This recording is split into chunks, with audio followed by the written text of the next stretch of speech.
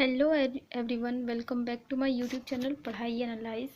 This is Pooja और आज हम डिस्कस करेंगे इंटेलिजेंस टेस्ट मतलब बुद्धि परीक्षण के बारे में। कुछ इम्पोर्टेंट पॉइंट्स को देखेंगे कि किस तरीके से बुद्धि परीक्षण का निर्माण हुआ, किस किस ने उस पर परीक्षण किया और आज किस तरीके से हम आईक्यू निकालते हैं, इस सभी पर बात करेंगे। तो सेशन होगा बहुत ही इंटरेस्टिंग। अगर वीडियो पसंद आए तो लाइक कर दीजिएगा, चैनल को सब्सक्राइब कीजिए और बेल आइकन को दबाइए ताकि हमारी नई वीडियो की नोटिफिकेशन आप तक पहुंच सके। तो चलिए स्टार्ट करते हैं।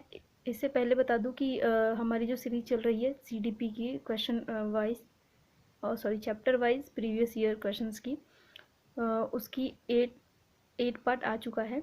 तो अगर आपने वो नहीं देखा है तो वो देख लीजिएगा। फर्स्ट से लेके 8 चैप्टर तक हो चुका है वो।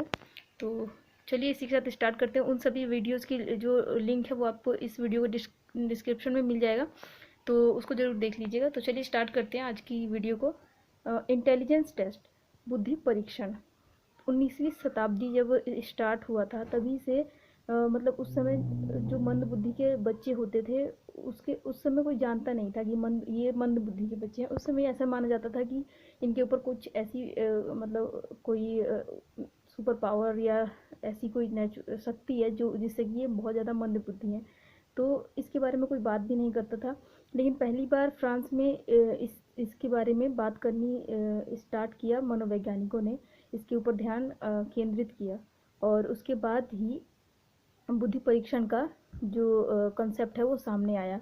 तो बुद्धि परीक्षण होता क्या है? बुद्धि परीक्षण एक संख्यात्मक मान निकालता है, मतलब संख्या के रूप में हम देखते हैं कि मतलब इंसान की जो बुद्धि है वो किस लेवल पर है। तो ये हम संख्या के माध्यम से जानते हैं। इसे ही कहते हैं आईक्यू यानी कि बुद्धि लब्धि।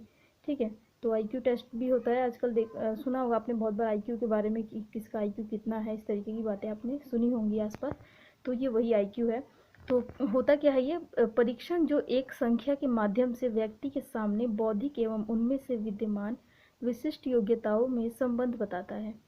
ठीक है, अब ये क्या करता है, एक तो मनुष्य की जो सामान्य बुद्धि है वो, और उस बुद्धि के साथ साथ उसके अंदर जो एक्स्ट्रा जो एबिलिटी है उन सभी को बताता है ये बुद्धि परीक्षण। ठीक है, आगे है, उसे बुद्धि परीक्षण कहते हैं। कौन सा व्यक्ति कितना बुद्धिमान है ये जानने के लिए। अब ये परीक्षण क्यों किया जाता है, ये टेस्ट इंटेलिजेंस टेस्ट यानी कि आईक्यू क्यों निकाला जाता है, ये जानने के लिए कि कौन सा व्यक्ति कितना बुद्धिमान है।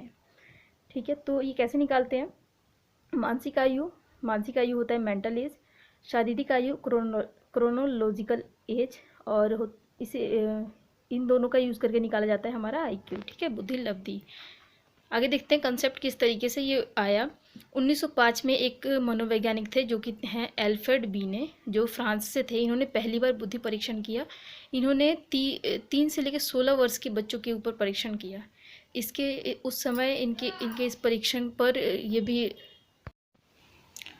इन्होंने 3 से 16 वर्ष की आयु वर्ग के बच्चों पर परीक्षण किया और उस परीक्षण के समय इनकी बहुत ज़्यादा आलोचना भी की गई थी कि मतलब ये जो परीक्षण है ये सिर्फ कम आयु के बच्चों के लिए, कम एज के लोगों के लिए तो है, लेकिन ज़्यादा एज के लोगों के लिए ये परीक्षण सफल नहीं है।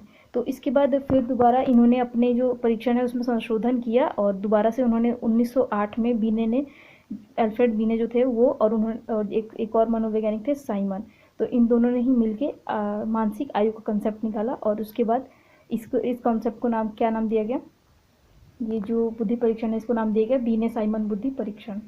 ठीक है, उसके बाद 1912 में विलियम स्टर्न आए जिन्होंने बुद्धि लब्धि यानी कि आईक्यू का पहली बार यूज़ किया और आईक्यू शब्द का कॉन्सेप्ट दिया। ठीक है, और उसके बाद उन्होंने एक फार्मूला भी दिया MA/CA। ठीक है, लेकिन इससे भी कुछ खास मतलब बुद्धि के बारे में कुछ नहीं पता लगाया जा सका। तो इसीलिए उसके बाद 1916 में टर्मन ने एक सूत्र दिया, जो सूत्र विलियम स्टर्न ने दिया था उसमें उन्होंने मल्टीप्लाई 100 करके इसको पूरा किया। और उसके बाद आज जो भी जिस कंसेप्ट से आईक्यू निकाला जाता है वो इसी तरीके से यूज होता है MA/CA × 100। तो MA क्या होता है, मानसिक आयु मेंटल एज, CA होता है वास्तविक आयु क्रोनोलॉजिकल एज, और आईक्यू बुद्धि लब्धि। ठीक है, तो MA जो होता है वो मेंटल एज, वो एज जैसे कि अगर कोई बच्चा है 5 साल का और उसका जो दिमाग है वो 10 साल की उम्र के बच्चे की तरह सोचता है वो, तो जो 10 साल की उम्र के बच्चे की तरह सोचता है तो उसकी मेंटल एज हो गई 10। और जो वो 5 साल की जो उसकी वास्तविक आयु है वो हो गया उसका क्रोनोलॉजिकल एज। ठीक है, होप कि आपको समझ में आ रहा होगा। अगर समझ में आ रहा है और वीडियो अच्छी लग रही है तो प्लीज़ लाइक कर दीजिए, शेयर कीजिए सब, और चैनल को सब्सक्राइब कीजिए और जुड़े रहिए हमारे साथ इसी तरीके से अमेजिंग तैयारी करने के लिए सीटेट की।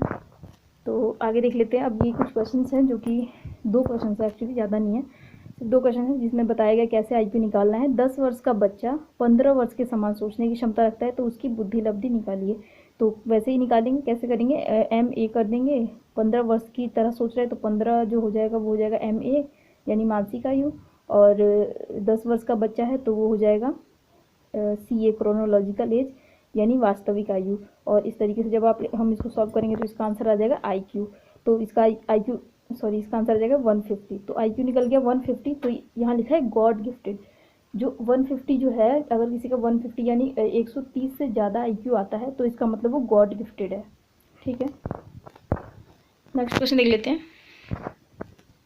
एक 10 साल के बच्चे की बुद्धि लब्धि 160 है तो उसकी मानसिक आयु क्या होगी।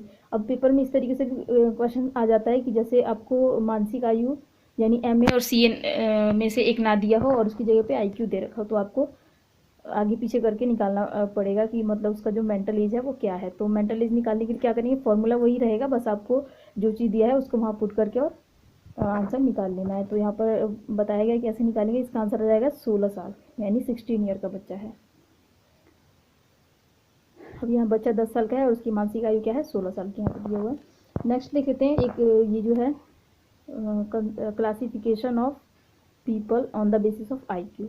अब IQ के बुद्धि लब्धि के आधार पर व्यक्तियों का वर्गीकरण कैसे किया जाता है। ठीक है, कैसे पता करेंगे कि कितना IQ निकला तो बच्चा जो है कैसा है। ठीक है, जैसे अभी पीछे लिखा हुआ था इस वाले क्वेश्चन फर्स्ट वाले में, जिसका IQ जो है बच्चे का 150, तो ये गॉड गिफ्टेड है। तो उसी तरीके से यहाँ पर ये चार्ट दिया हो, इसके अनुसार हम बताएंगे कि बच्चा कौन सा बच्चा कैसा है।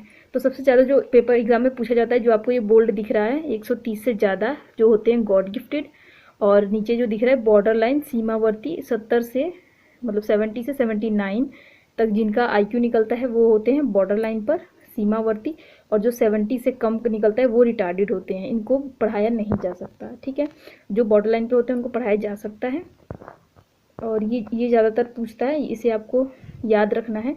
और थोड़ा बहुत ये बीच वाले भी जो हैं जो बोल्ड नहीं है उनको भी याद रखिए, कि क्योंकि कोई पता नहीं है कि क्या पता इसमें से भी आ जाए, लेकिन ज़्यादातर जो है यही आता है कि गॉड गिफ्टेड कौन है, सुपीरियर कौन है, और बॉर्डर लाइन पर कौन है, रिटार्डेड कौन है। इस तरीके के क्वेश्चन ज़्यादा आते हैं। एक क्वेश्चन मैंने आपके लिए दिया है यहाँ पर, एक 12 वर्ष का बच्चा 14 वर्ष के बच्चे के समान सोचने की क्षमता रखता है तो उसकी बुद्धि लब्धि ज्ञात कीजिए। तो आपको इसका आंसर कमेंट बॉक्स में कमेंट करना है कि इसका आंसर क्या होगा। तो चलिए इसी के साथ मिलते हैं आपसे नेक्स्ट वीडियो में।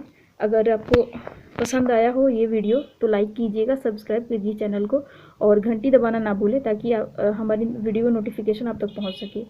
तो चलिए इसी के साथ बाय।